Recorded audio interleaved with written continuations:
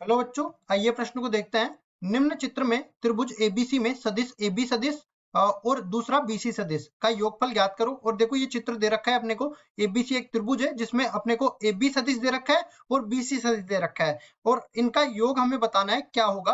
प्रश्न को हल करने से पहले इसकी मुख्य अवधारणा के बारे में चर्चा कर लेता हूँ। मुख्य अवधारणा, ठीक है। तो देखो इस तरह से समझो, मान लो कोई भी अपने पास त्रिभुज दे रखा है इस तरीके का।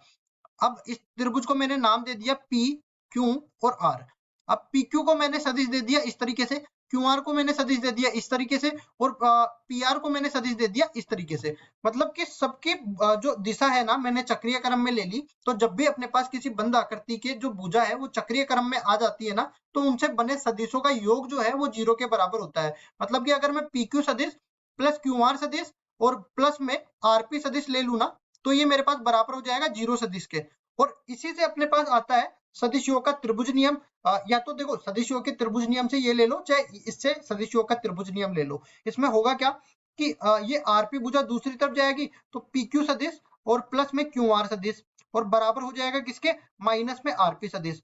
अब देखो चाहे आरपी सदिश बोलो चाहे पी आर सदिश बोलो, इसमें परिमाण तो समान है दोनों का, लेकिन दिशा विपरीत है। तो मैं बोल सकता हूँ कि पी आर सदिश जो होगा वो माइनस में आरपी सदिश के बराबर होगा, दोनों समरेख सदिश कहलाएंगे।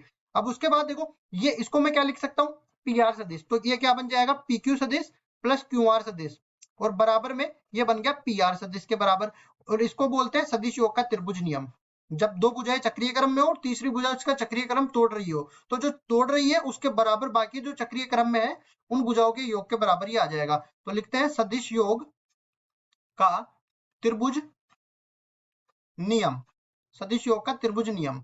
अब उसके बाद देखो हम लोग जो सवाल में दे रखा है, पहले तो इसके चित्र को दूसरी तरफ बना लेते हैं। ये अपने पास इस तरह से चित्र बना हुआ है, ठीक है। अब नामांकित कर देते हैं, ए बी सी इस तरह से निरूपित है, ए बी और ये सी। और चित्र में सदिश किस तरह से दे रखे हैं, ये ए बी की दिशा इस तरफ है, बी सी की दिशा इस तरफ है। तो हमें इन दोनों का योग ज्ञात करना है। तो लिखते हैं पहले, देखो ए बी सदिश प्लस में बीसी सदिश। अब जैसा कि मैंने बोला है कि अगर ये भुजा इस तरफ मैं चक्रीय क्रम में ले लूंगा तो तीनों का योग 0 के बराबर हो जाएगा।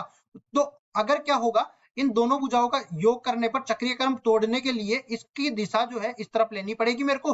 और ये किसके अपने पास एसी सदिश के बराबर हो जाएगा, ये एसी सदिश के बराबर हो जाएगा। और ये किससे, सदिश योग के त्रिभुज नियम से, सदिश योग के त्रिभुज नियम से, त्रिभुज नियम से। और देखो केवल मेरे को ए बी और बीसी, ए बी सदिश और बीसी सदिश के योगफल को ज्ञात करना था। तो ये आ गया एसी सदिश के बराबर, और यही हमारा उत्तर है। आशा करता हूँ ये सवाल आपको समझ में आया होगा। धन्यवाद।